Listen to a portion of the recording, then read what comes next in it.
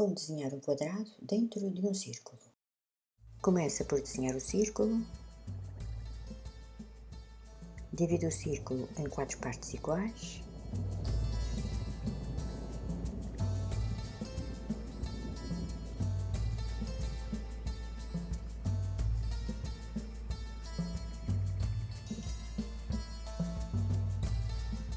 Divide cada quarta parte do círculo ao meio.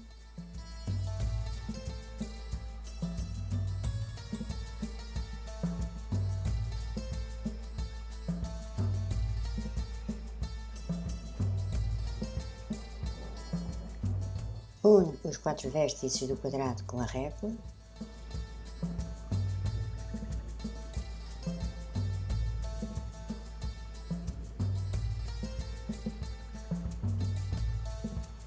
E aqui temos o quadrado dentro do círculo.